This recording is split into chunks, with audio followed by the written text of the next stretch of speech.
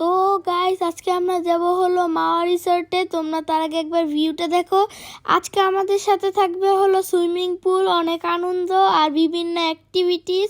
তো তোমাদের এখানে যেতে কি লাগবে, কত টাকা জনপ্রতি পড়বে, কত টাকা লাগবে, তোমাদের সব কিছু বলবো। তো তোমরা গুলিস্তান থেকে সোজা এভারগ্রিনে করে তোমরা যেতে পারো, আরও কয়েকটা বাস যায়, কিন্তু এভারগ্রিনে গেলে তোমাদের মূল্য কম পড়বে, 60 টাকা পড়বে। তো ওইখান থেকে তারপর মাওয়া চৌরাস্তা নেমে তোমরা এখান থেকে একটা অটো রিক্সা নিয়ে চলে আসবে সোজা মাওয়া রিসর্টের সামনে। তো এখান থেকে তোমরা রিসর্টে প্রবেশ করতে তো পারবে। তোমরা এখানে ঢুকতেই তোমরা একটা অফিস রুম দেখতে পারবে, আর তার সাইডে পার্কিং করার জায়গা ছিল। তো এখানে চাইলে তোমরা কিন্তু গাড়ি নিয়ে আসলে গাড়ি পার্কিং করতে পারো। আর এখানে আমরা একটা গাড়ি দেখেছিলাম, যেখানে তোমরা যদি হাঁটতে না চাও তাহলে কিন্তু এই গাড়িতে করেই তোমরা যেতে পারো। আর এখানে দুঃখের বিষয় হলো এখানে গাড়ির ড্রাইভার ছিল না, তাই জন্য আমরা গাড়িতে উঠতে পারিনি, তাই জন্য আমরা হেঁটে হেঁটেই সামনের দিকে আগাচ্ছিলাম। আর এখানে কিন্তু একটা পুকুর ছিল, যেখানে তোমরা বোট রাইডিংও করতে পারো। আর এখানে আশপাশে প্রত্যেকটা প্লেসই ভাড়া দেওয়া হয়। তোমরা একটা প্লেস ভাড়া নিয়ে তোমরা বিয়ের অনুষ্ঠান, খেলাধুলা অনেক কিছু করতে পারবে। আর এখানে কিন্তু একটা রুম ছিল, এখানে ওয়াশরুমও ছিল।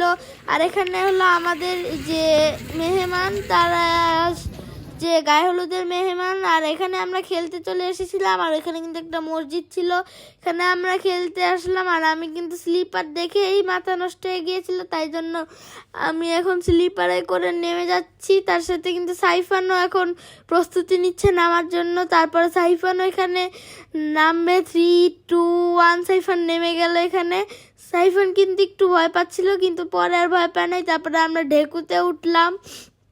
ঢেকুতে কিন্তু আমি মজাই পেয়েছিলাম। এখানে শুধু স্লিপার না, ঢেকু, তারপরে ছিল স্প্রিং দোলনা সহ আরেকটা রাইড ছিল। আর এখানে কিন্তু তোমরা পিছিয়ে কিন্তু খেলতে পারো ফুটবল, ক্রিকেট, ব্যাডমিন্টনও খেলতে পারো তোমরা। এখানে ব্যাডমিন্টনের জন্য নেটও ছিল এখানে। আর এখানে আমরা কিন্তু এখন খেলছিলাম। তারপরে আমরা দোলনায় উঠলাম।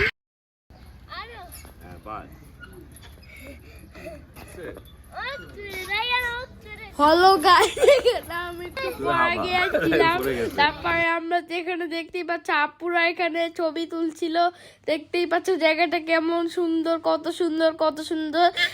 আমরা এখন আমাদের স্পেসে যাচ্ছিলাম। আর তোমরা যদি আমাদের স্পেসটার বাম সাইডে দেখো তাহলে তোমরা সুইমিং পুল পেয়ে যাবে। আমাদের আস্তে আস্তে অনেক দেরি হয়ে গিয়েছিল, তাই আমরা সবার আগে খাওয়া দাওয়া শেষ করে তারপরে আমরা সাইডে ঘুরতে গেলাম। এরপরে আমরা এখন খাওয়া দাওয়া শুরু করে দিয়েছি। আর এখানে আমরা এখন ঘুরতে চলে যাচ্ছিলাম।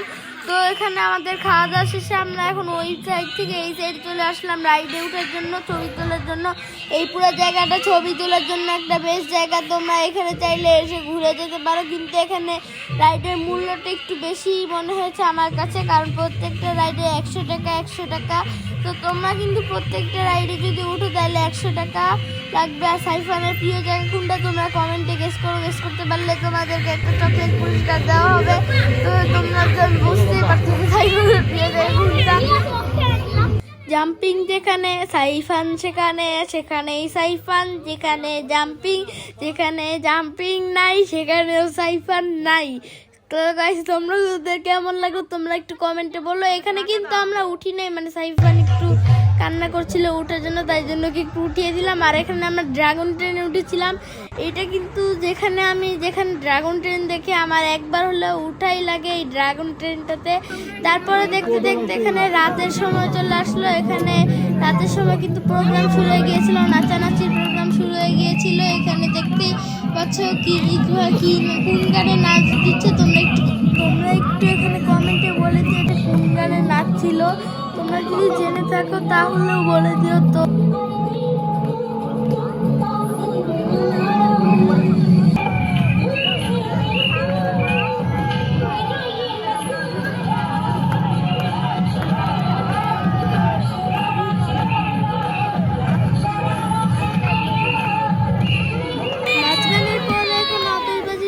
শুরু হয়ে গিয়েছে। আমি সাইফানে পুরো আতশবাজি প্রোগ্রামটা উপভোগ করছিলাম। আর গাইস তোমাদের এই আতশবাজিগুলো কেমন লাগছে একটু কমেন্টে বলে দিও। মানে আমি অনেকবারই এখন বলে দিয়েছি, আমি যা যা কোশ্চেন করেছি তোমরা একটু কমেন্টে উত্তর দিয়ে দিও। আমাদের এখানে আজকের মতো বিয়ে বাড়ি প্রোগ্রাম গায়ে হলুদের প্রোগ্রাম শেষ। আমরা এখন চলে এসেছি বিয়ে বাড়ি প্রোগ্রামে। এখানে আমার আপু বসেছিল, তো তারপরে আমি আর সাইফান একটাতে বসে মারামারি করছিলাম যে আমি বসবো, আমি বসবো, আমি বসবো। সাইফাল কিন্তু নেগিয়ে বসবে, আমাকেই বসতে দিবে না। তো সবাই এখানে ছবি তুলছিল মোটামুটি বউয়ের সাথে। তোমরা একটু কমেন্টে বউ কেমন লাগছে। আজকে ভিডিওটা এই পর্যন্ত।